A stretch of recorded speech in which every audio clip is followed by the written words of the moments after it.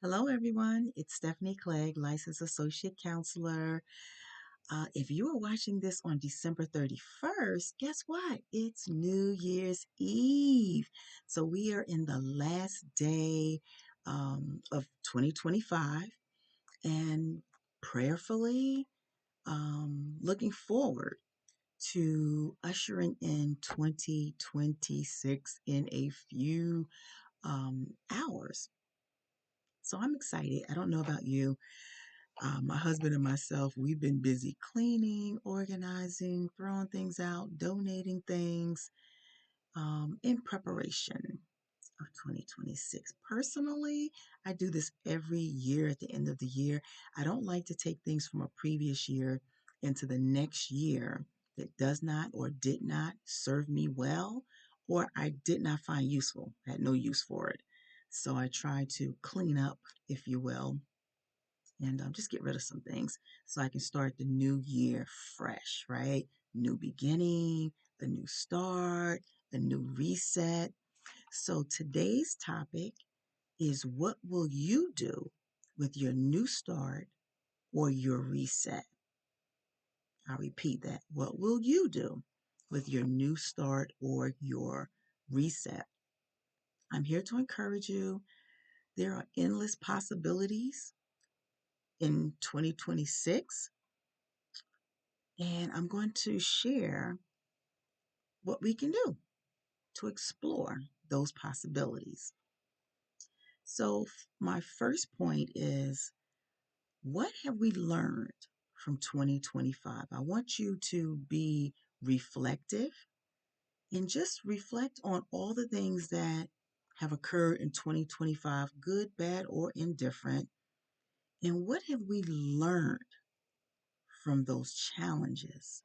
What have we learned from the blessings that we received in 2025? Maybe we learned to be more patient, slow down a little bit, not be in such a rush to rush through life or rush through a certain period in our lives. Maybe we've learned to trust more, to trust people more. Maybe we learned to trust God more in 2025.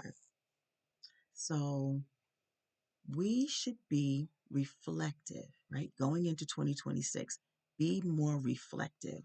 Look back at 2025 and all the things that we've learned from 2025 or in 2025.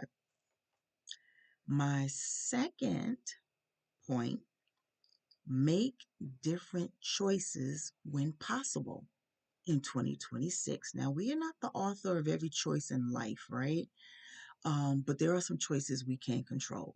So, when possible, make different choices. If we made choices in 2025 that did not serve us well, did not benefit us, did not bless us, then we should be cognizant of that and we should make different choices in 2026. And if it's not possible to make different choices, then my next point is, then choose a different perspective. Um, there's a saying, it's not what happens to us, but it's what we think about what happens to us. That's perspective. That's perspective. It's what we think about it. So even if we may not have a wealth of choices to select from or to choose in 2025, we can always change our perspective, what we think about our situation, what we think about our lives. Proverbs 23:7 says, "For as he thinketh in his heart, so is he." Right? So it's what we think about it. It's what we think about ourselves. It's what we think about God. It's what we think about people, right? It is so. So just be cognizant of that, right? We want to be reflective. We want to make different choices when possible. We want to choose a different perspective. And then finally, we want to manifest it. Nike says, just do it. James 2:20 says, faith without works is dead. So I'm going to give you two examples of the areas that I just mentioned. So I'm going to give you one from a financial perspective, and then I'm going to do a spiritual perspective. So let's say financially, if I'm being reflective, let's say in 2025, I had more expenses than income, right? I was spending more than I actually earned. So that's me being reflective, looking back and thinking about the things that I spent my money on, um, and did that benefit me? Do I have less money in savings? Do I have no savings? Um, right? So that's me being reflective. Make different choices when possible. So going into 2026, I can make different choices. I can choose not to spend money frivolously on, particular items. I can choose to save more money going forward. Um, I can also choose a different perspective, right? I can choose to see money as I can choose to see my paycheck, if you will, not as a means to just pay bills. I can see that an income as something that we should cherish, something that we should appreciate and do better to preserve it, right? So that could be a blessing to other people, and not just bless myself with the things I'm purchasing for myself. So manifest it. I can create a budget, join a Christmas club. I think banks still do Christmas clubs where you put some money aside out of your paychecks. I can look into a financial advisor and at some point start investing to grow my money. I can pay off debt. I can stop spending, right? I can minimize discretionary funds. Those discretionary funds are the funds that you have left over after you take care of your essential needs. So that's a financial example, and I'm going to give a spiritual one. So, what have I learned spiritually in 2025? Right? So, I'm going to be reflective. I'm going to think of my spirituality. I'm going to think about my relationship with the Lord and what that looks like. What did that look like at the beginning of the year? What does that look like now at the end of the year? And what have I learned during that process?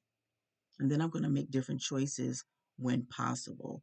For example, I had surgery early in the year, in like February, and I've learned how God is such a healer. Um, I've learned how He just orchestrates things, put people in places, doctors in places. Um, I've seen Him work through my rehabilitation, right, my recuperation period. Um, Swifter than the average person. And that was a blessing. So I've learned to trust him in a different way as a result of that, right? So I can make different choices going forward, in terms of how much I trust him, right? How I allow him to move in my life in other areas. I can also choose a different perspective. I can choose the perspective of having an increased trust in God, right? And then sharing that with other people. That's the manifested part, right? I can do a better job at sharing my faith with other people, sharing my testimony with other people. Um, and I can do all that I can to let my light shine, right? So that people may see my good works and glorify my Father, which is in heaven. So, those are just two examples that I'm providing with how we can just take advantage of the opportunities that 2026 will hold for us. We don't know what 2026 is going to hold, but we can go into it um, with being reflective, making different choices. If the choices we made in 2025 did not serve us well, we can choose to think differently and have different perspectives, and we can take actions to manifest some things in 2026. So please don't squander this opportunity. I'm praying for you. I'm cheering you on in 2026 that you will have a blessed, happy, healthy, spiritual, prosperous year in 2026. Thanks for watching, and I'll see you in the next video.